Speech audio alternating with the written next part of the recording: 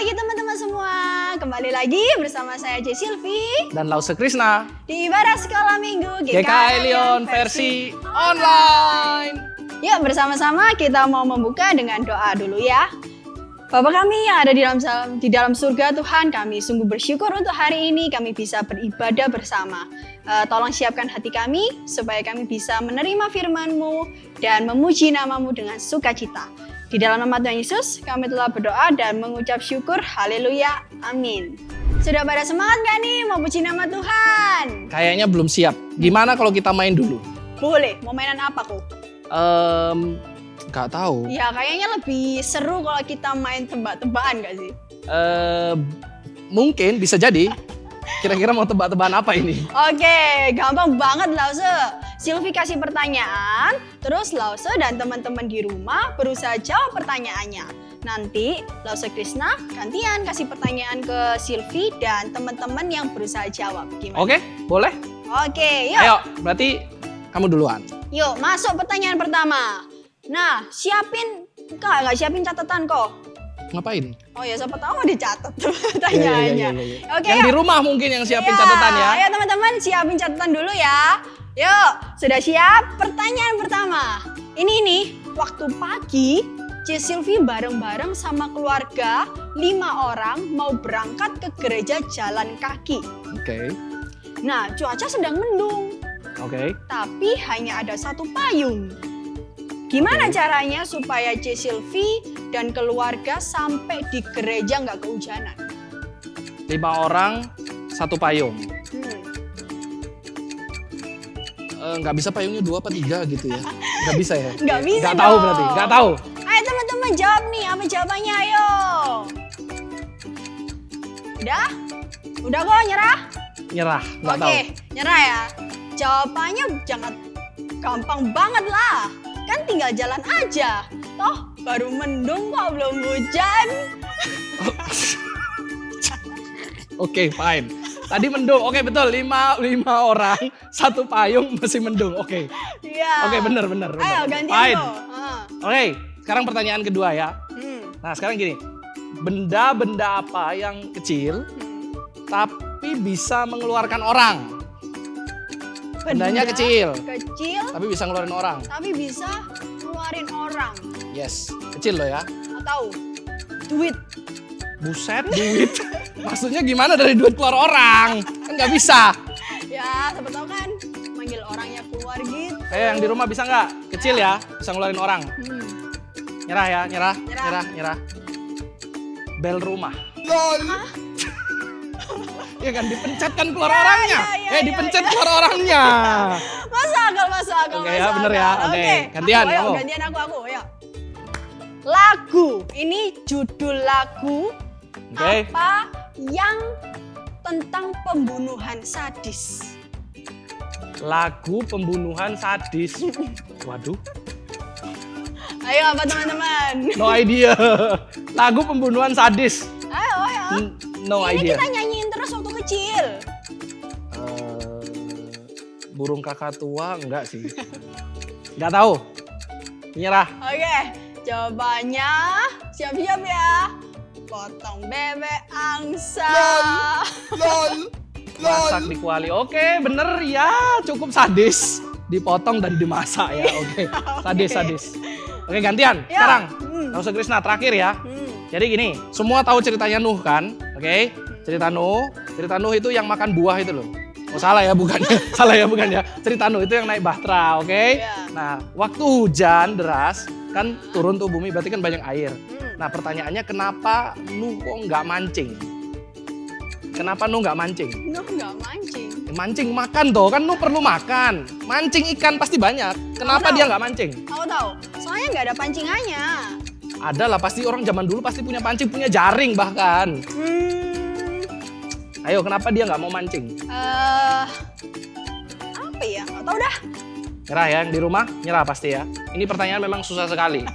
Saya yakin kalian nggak bisa jawab. Karena begini, kalian kan tahu kan, Nuh itu bawa binatang berpasang-pasangan. Oke, jadi cacingnya juga cuma satu pasang. Kalau dibuat pancing kan kasihan, jomblo satunya. Oke, nggak bisa berarti. Oke? Masa? Masuk akal. Oke, sudah ya? Sudah Oke, siap ya? ya. Sudah siap, sudah pemanasan. Kita Udah sudah pada- bisa puji-pujian sekarang ya. Semangat. Nah, udah pada semangat memuji nama Tuhan kan? Ayo mari bersama-sama kita bangkit berdiri, kita mau bersorak memuji nama Tuhan. Mari bersama-sama kita nyanyikan tinggi namamu dipuji.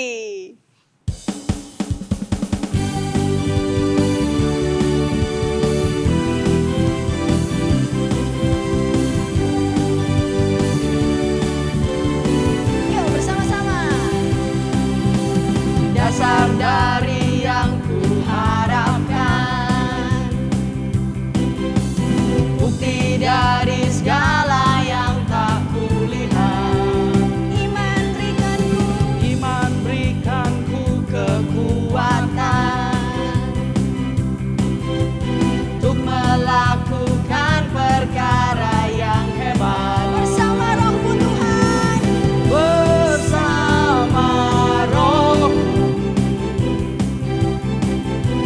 ku pasti menang. Tinggi namamu dipuji, hormat kemuliaan.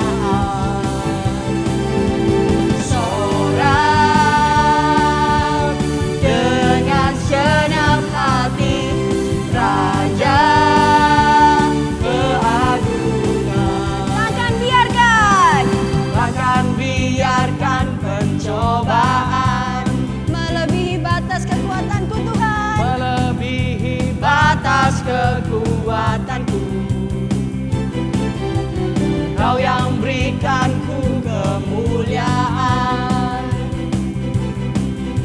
semakin serupa dengan gambaranmu. Bersama Rohmu, bersama Rohmu ku pasti menang. Amin. Tinggi namamu dipuji, hormat kemuliaan. Sorak, sorak dengan segenap hati, Raja keagungan. Tinggikan namamu, tinggi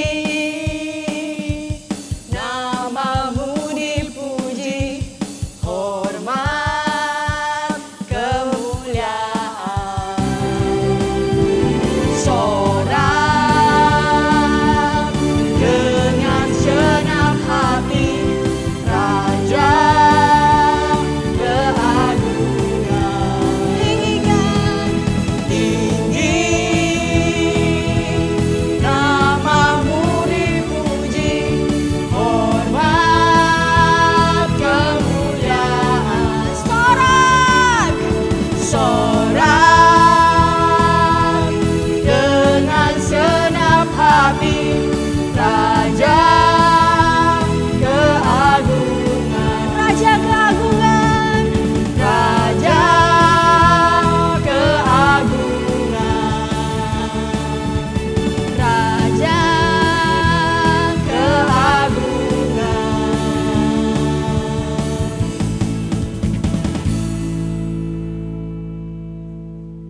Yuk sama-sama kita mau menyiapkan hati kita menyambut Natal tahun ini. Sama-sama kita mau nyanyikan Dia Lahir Untuk Kami.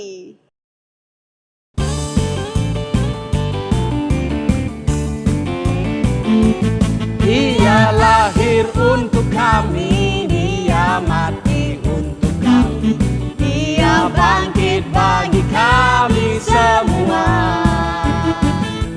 Dia itu Tuhan kami, Dia itu Allah kami, Dia Raja di atas segala raja. Dia itu firman Allah yang turun ke bumi, yang jadi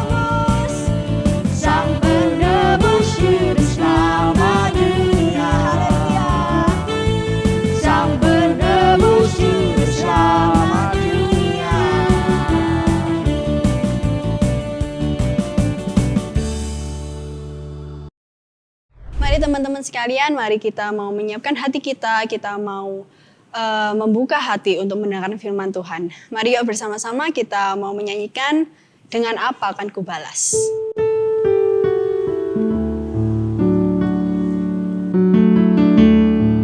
Tuhan sudah begitu baik dalam hidup kita. Marilah kita berusaha untuk membalas kebaikan Tuhan dalam hidup kita. Memberikan kehidupan kita, talenta-talenta kita. Menjadikan kemuliaan bagi nama Tuhan. Yes.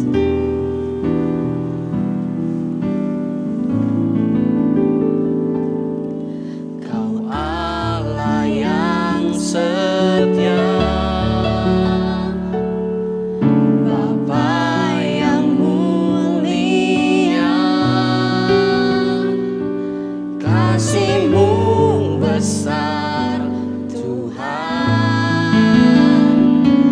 Kau pulihkan hidupku, Kaulah harapanku Tuhan. harapanku, Hidupku dalam-Mu. Terima kasih Tuhan, Kau selamatkan hidupku. Dengan apa kan ku balas segala kebaikan-Mu? Segenap hatiku menyembah-Mu Yesus. Ku bersyukur padamu selamanya. Kaulah harapanku Tuhan. Kaulah harapanku, Hidupku dalam-Mu. hidupku dalam-Mu. Terima kasih Tuhan. Terima kasih Tuhan, Kau selamatkan hidupku.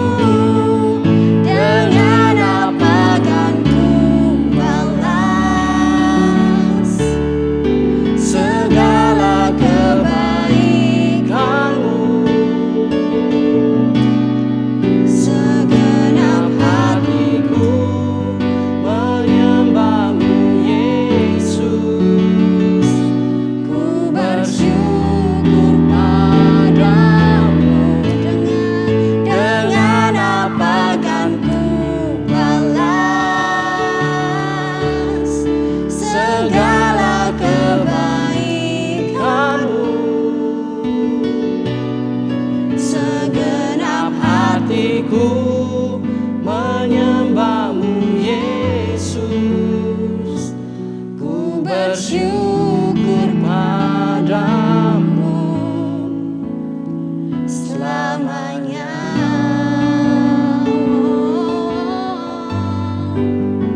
Selamanya.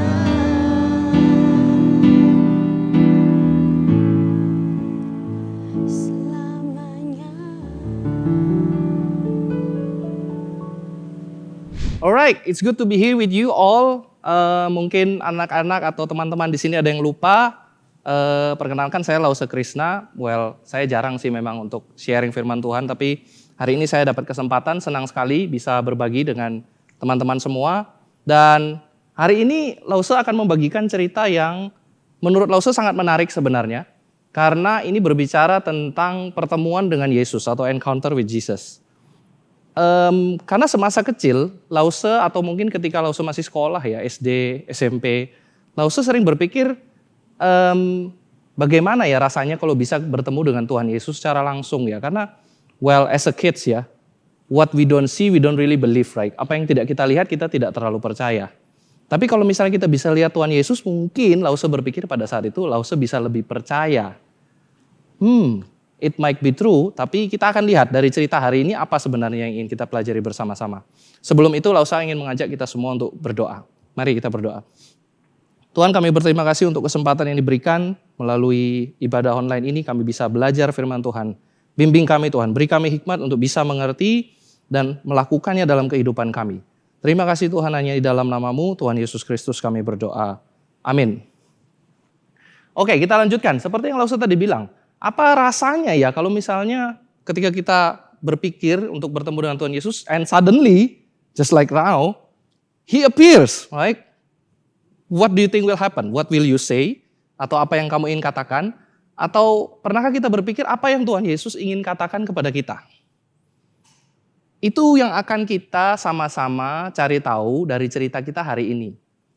Nah, Lause akan menunjukkan sekilas tentang ceritanya. Ini terambil dari Lukas pasal 24. Nantinya anak-anak juga pasti akan memerlukan Alkitab untuk bisa bersama-sama membaca beberapa ayat dan juga ayat hafalan bersama-sama. Jadi anak-anak bisa mempersiapkan, teman-teman bisa mempersiapkan Alkitab ya. Lause akan menceritakan sedikit tentang ceritanya. Oke. Ini dimulai dari kisah di mana Yesus mati, kemudian dikubur, lalu setelah itu para dua wanita ini yang mungkin Marta dan Maria datang ke kubur lalu bertemu malaikat dan mereka ketakutan kan? Mereka lari karena mereka ketakutan. Tapi kemudian setelah itu ada murid-murid Tuhan Yesus yang sedang berjalan menuju ke Emmaus. Nah, di sini mereka ternyata berjumpa dengan Tuhan Yesus. Tapi sayangnya mereka tidak mengenali Tuhan Yesus. Aneh ya, murid-murid Tuhan Yesus bertemu dengan Tuhan Yesus tapi tidak bisa mengenali Tuhan Yesus. Kemudian mereka menceritakan, karena Tuhan Yesus pada saat itu bertanya ya, apa sebenarnya yang terjadi? Lalu kemudian murid-murid menjelaskan kepada Tuhan Yesus bahwa ada seorang nabi, seorang raja yang mereka pikir akan memimpin, tapi tiba-tiba ternyata disalibkan. Jadi mereka sangat sedih dan putus asa sebenarnya pada saat itu, tetapi Tuhan Yesus menjelaskan bahwa ini semua harus terjadi. Menurut kisah para nabi, ini akan terjadi. Bahwa akan ada seorang raja yang tampil, yang dipikir akan memimpin, tetapi kemudian harus menderita dan mati, lalu kemudian akan bangkit. Tapi murid-murid tetap tidak mengerti apa maksudnya. Tapi kemudian mereka punya kesempatan untuk duduk makan bersama dan Tuhan Yesus membagikan roti. Di situ mereka akhirnya bisa melihat bahwa Tuhan Yesus benar-benar hadir bersama dengan mereka. Dan mereka sebenarnya terkejut. Dan mereka bisa melihat dan mengerti bahwa oh ternyata selama ini yang berjalan bersama dengan kita itu Tuhan Yesus. Kemudian kita juga bisa melihat Tuhan Yesus ternyata menampakkan dirinya juga kepada murid-murid. Bukan hanya kepada dua murid yang berjalan kepada Emmaus, Tuhan Yesus juga menampakkan dirinya kepada murid-murid yang lain. Setelah dia menampakkan dirinya kepada murid-murid, Tuhan Yesus juga bercerita, memberikan firman Tuhan, membagikan apa yang sebenarnya terjadi. Ketika semua itu diceritakan, selesai bercerita, kemudian Yesus naik ke surga. Kira-kira ini cerita yang akan kita sama-sama pelajari hari ini. Pertanyaan Lause sebenarnya apa yang menjadi penting dari cerita hari ini yang akan kita pelajari bersama-sama? Apa pentingnya untuk tahu Tuhan Yesus ternyata hidup, kemudian Tuhan Yesus menampakkan diri kepada banyak orang, menceritakan tentang kitab para nabi, menceritakan kitab-kitab yang ada di perjanjian lama, menceritakan tentang nubuatan-nubuatan yang akan terjadi. Yang menjadi penting pertama adalah ini sebenarnya. Ini perlu kita ingat baik-baik bahwa Tuhan Yesus benar-benar hidup. Ini poin penting pertama yang Lause ingin bagikan. Karena ini adalah salah satu bukti yang nyata, yang tertulis di dalam catatan sejarah bahwa Tuhan Yesus benar-benar hidup. Karena apa yang tercatat di dalam Alkitab itu bukan kisah dongeng. Okay? I hope you all understand this. Deep inside your heart and also in your brain and in your value, in what you believe, kita harus ingat bahwa Tuhan Yesus benar-benar hidup. Tuhan Yesus itu benar-benar hidup dan ada saksi mata yang jelas menunjukkan bahwa dia hidup. Karena Tuhan Yesus menampakkan dirinya kepada banyak orang dan bukan cuma itu, Tuhan Yesus juga mengajar banyak orang setelah dia bangkit dari kematiannya. Karena ini penting, kalau kita tidak bisa mempercayai bahwa Tuhan Yesus hidup, maka kita juga tidak bisa mempercayai keseluruhan Alkitab sebenarnya. Karena Tuhan Yesus hidup itu adalah sudah menjadi nubuatan sejak perjanjian lama. Dan itu sudah diberitahu bahwa akan ada datang seorang raja yang kemudian akan menderita, kemudian akan bangkit. Itu sudah dinubuatkan dari perjanjian lama. Dan kalau kita tidak mempercayai Tuhan Yesus hidup, dan don't be a Christian. Jangan jadi orang Kristen, karena itulah poin utama menjadi seorang Kristen. Kita percaya pada Tuhan Yesus, kita percaya bahwa Tuhan Yesus mati, bangkit pada hari yang ketiga, dan kemudian Tuhan Yesus juga menebus dosa-dosa kita. Itu semua adalah hal yang penting di dalam kekristenan. Dan pusatnya ada pada Tuhan Yesus. Maka itu Lause ingin sekali lagi menekankan poin pertama ini sangat penting, walaupun kadang-kadang kita nggak terlalu memperhatikan. Padahal sebenarnya ini sangat penting untuk mempercayai bahwa Tuhan Yesus benar-benar hidup, dan Tuhan Yesus benar-benar mati juga, dan Tuhan Yesus benar-benar juga ada di dunia ini mengajar, membagikan firman Tuhan kepada murid-murid dan kepada banyak orang. Oke, yang kedua adalah sebenarnya poin pentingnya apa yang Tuhan Yesus ajarkan setelah dia bangkit dari kematian, bertemu dengan murid-muridnya di Emmaus, bertemu juga dengan murid-murid yang lain, karena bukan cuma dengan 2 orang yang dalam perjalanan ke Emmaus itu. Dia juga bertemu dengan banyak murid-murid yang lain. Ada juga catatan yang mengatakan bahwa dia menampakkan diri atau mengajar kepada lebih dari 500 orang. Ini penting. Apa yang diajarkan Tuhan Yesus akan menjadi penting karena ini diajarkan sebelum Tuhan Yesus akhirnya naik ke surga. Oke? Apa saja yang diajarkan? Lause akan memberikan kilasan-kilasan balik dari kitab perjanjian lama, dari awal kitab perjanjian lama sampai mendekati atau dekat dengan perjanjian baru, atau kalau Lause boleh bilang ya kitab terakhir di perjanjian lama ya. Lause akan berikan kilasan balik hanya untuk mengingatkan kita apa sebenarnya yang Tuhan Yesus ajarkan selama dia ada di dunia sebelum dia naik ke surga. Kisahnya semuanya pasti tahu, kisahnya dimulai dari penciptaan ya kan. Ketika awalnya Tuhan menciptakan Taman Eden, di situ ada Adam dan Hawa, di situ juga ada pohon yang sudah dikasih tahu untuk tidak dimakan buahnya, tapi kita tahu mereka makan dari buahnya kan. Ada Hawa datang ke situ, melihat bahwa buah itu sepertinya sangat baik, dan tentunya ada ular yang berusaha untuk menggoda Hawa, dan kita tahu semua, Adam dan Hawa tergoda dan mereka makan. Oke? Lalu kemudian kita lanjutkan, bukan hanya dari situ, kita juga melihat di situ ada Abraham yang menerima janji-janji bahwa keturunannya kemudian akan menjadi berkat bagi banyak orang. Janji itu juga diteruskan kepada anak-anak Abraham, bahwa dari keturunan mereka akan lahir raja. Oke, raja inilah yang akan menjadi berkat, raja inilah yang akan menyelamatkan mereka. Nubuatan-nubuatan ini kemudian dibagikan juga oleh para nabi sebenarnya. Tapi kemudian kita tahu ya, raja yang pertama mungkin yang paling terkenal yaitu Daud. Ketika Daud ada, tapi sayangnya, kita tahu Daud juga gagal kan. Daud juga tidak bisa menjadi raja yang mereka harapkan sebenarnya. Daud gagal dan Daud berdosa, tapi kemudian dari kegagalan Daud juga tetap diberikan janji bahwa dari keturunan Daud akan lahir orang yang akan menyelamatkan bangsa Israel. Kita pikir itu Salomo, tapi ternyata Salomo juga gagal kan. Salomo memilih semua harta-harta dan tidak mempedulikan firman Tuhan. Sehingga Israel hancur, mereka dibawa ke pembuangan. Israel menjadi kota yang hancur, mereka dibuang kepada pembuangan. Tapi dalam proses itu juga kita tahu ada begitu banyak nabi sebenarnya. Oke? Nabi-nabi ini dan mendapatkan tugas sebenarnya untuk memberitahu tentang apa yang akan terjadi atau nubuatan-nubuatan yang akan terjadi. Salah satunya yang paling terkenal kita tahu adalah Nabi Yesaya ya. Yesaya menceritakan tentang bahwa ada seorang raja yang akan hadir, tapi sayangnya raja ini akan menderita. Mereka akan menyiksa raja ini, mereka akan membunuhnya, tapi kemudian raja itu akan bangkit kembali dan raja itulah yang akan menyelamatkan semua orang. Raja inilah yang akan nantinya menyelamatkan banyak orang. Itu kisah secara garis besar atau sekilas yang diceritakan Tuhan Yesus selama Tuhan Yesus menampakkan diri dan sebelum Tuhan Yesus naik ke surga. Pengajaran ini juga menjadi sangat penting untuk menunjukkan kepada kita bahwa memang Tuhan Yesus dan semua yang diceritakan oleh para nabi itu benar adanya. Dan akhirnya Tuhan Yesus benar-benar datang seperti yang kita lihat di video tadi secara singkat. Kita bisa melihat Tuhan Yesus hadir, Tuhan Yesus datang, dan akhirnya Tuhan Yesus menggenapi semua cerita-cerita yang ada.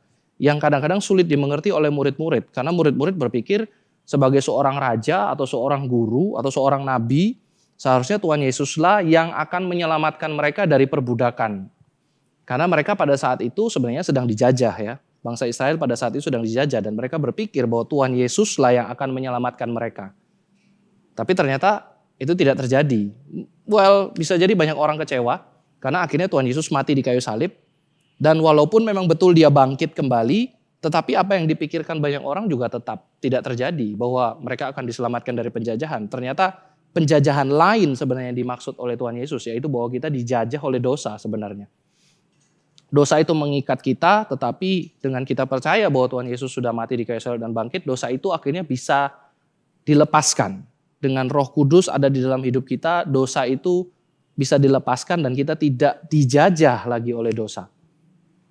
Nah, yang terakhir, poin penting juga setelah pengajaran Yesus ini sebenarnya yang menjadi penekanan penting dari Lause pada hari ini adalah murid-murid Tuhan Yesus atau respon dari murid-murid Tuhan Yesus. Lause akan fokus kepada 2 orang murid yang pada saat itu ada di jalan menuju ke Emmaus. Karena mereka sepertinya mempunyai waktu, kalau dari cerita yang kita baca dari Lukas 24, mereka punya waktu yang cukup panjang untuk ngobrol dengan Tuhan Yesus, bertukar pikiran. Pada saat itu Tuhan Yesus kan sekilas lagi untuk kita ingat-ingat, pada waktu itu kan Tuhan Yesus menampakkan diri.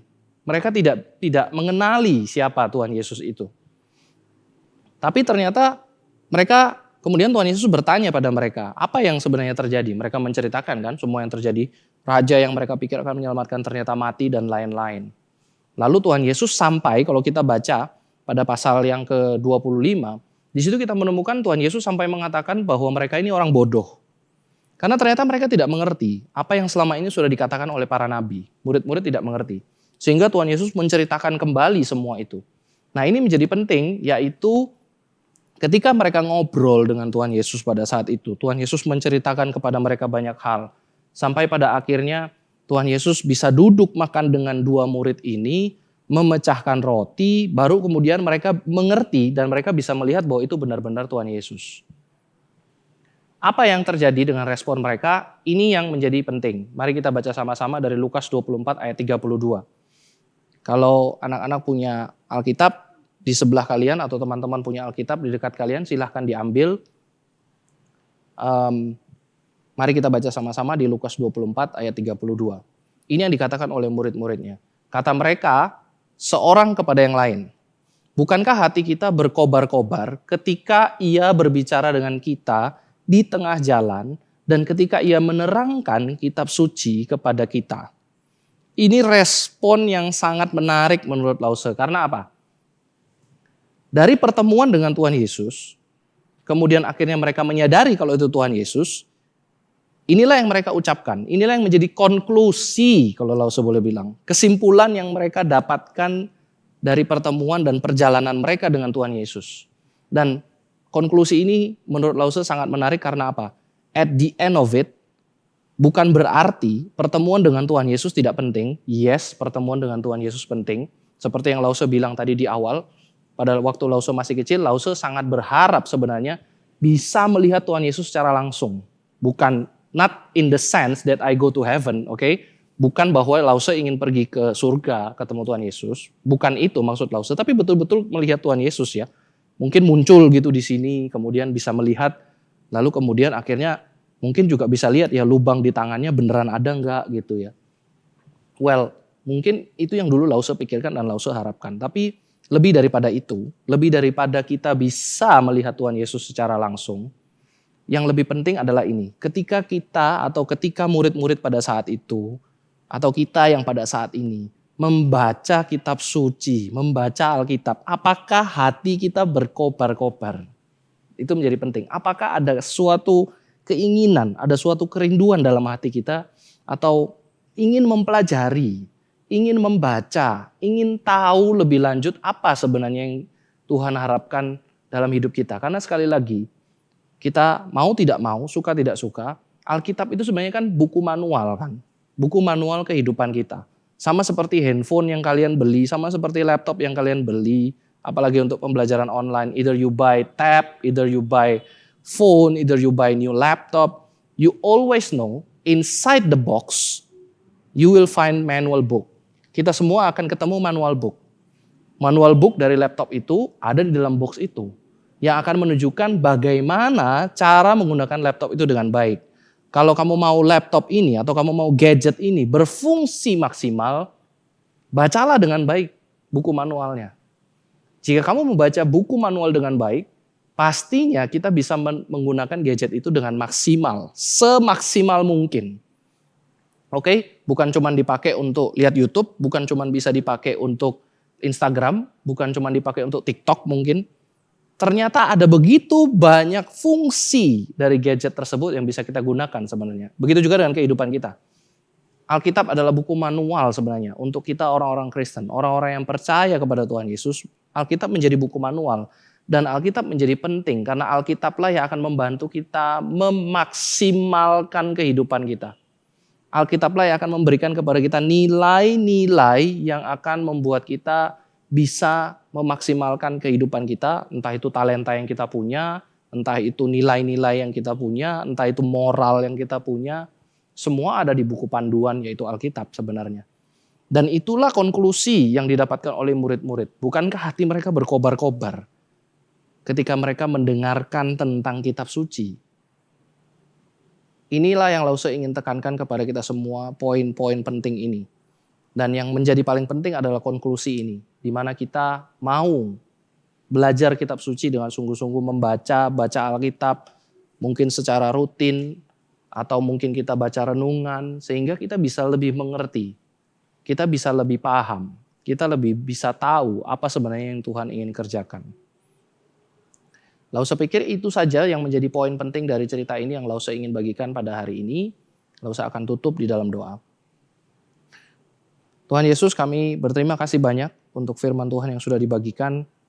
Kami berharap kiranya Tuhan mau menolong kami Tuhan dalam segala kelemahan kami. Karena kita manusia berdosa Tuhan. Kita tahu sungguh-sungguh kita manusia yang lemah.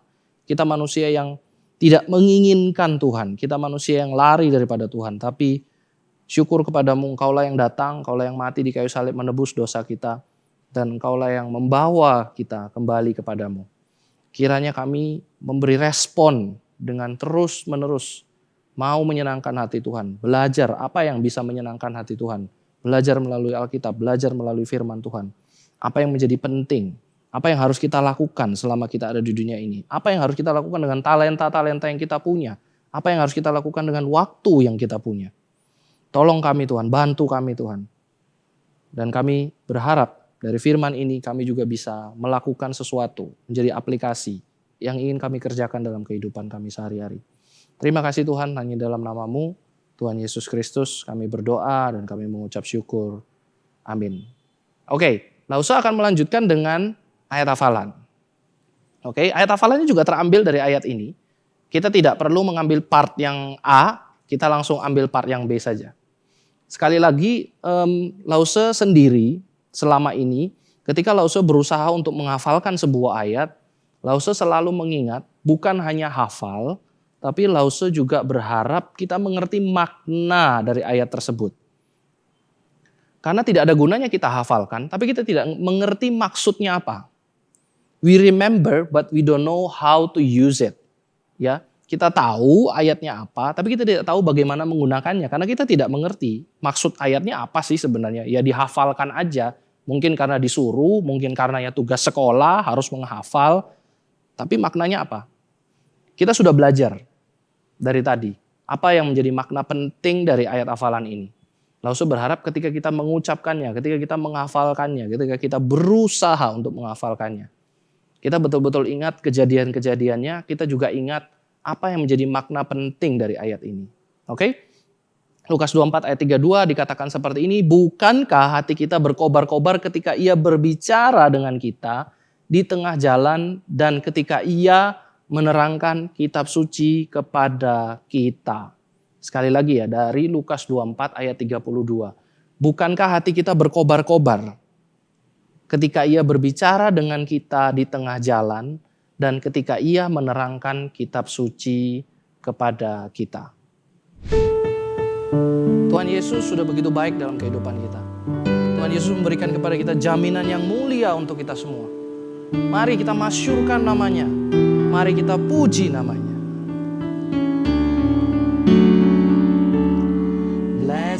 assurance, Jesus is mine. Oh, what a foretaste of glory divine, heir of salvation, purchase of God, born of His Spirit, washed in His blood. This is my story, this is my song, praising my Savior all the day long. This is my story, this is my song, praising my Savior all the day long.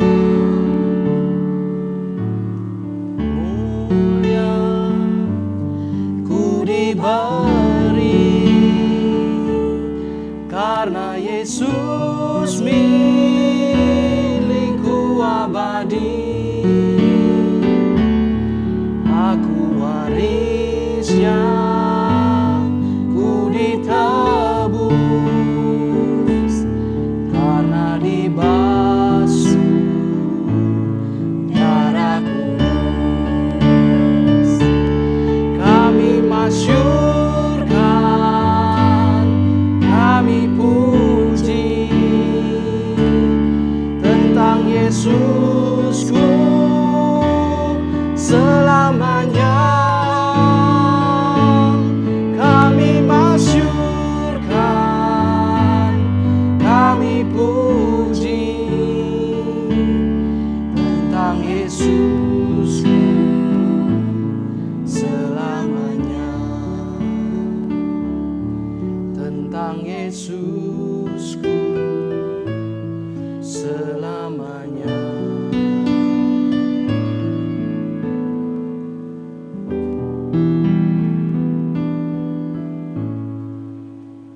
Ya, sampai di sini ibadah kita hari ini teman-teman. Sampai jumpa minggu depan di ibadah sekolah minggu GKI Alien versi Online. Bye bye, sampai jumpa.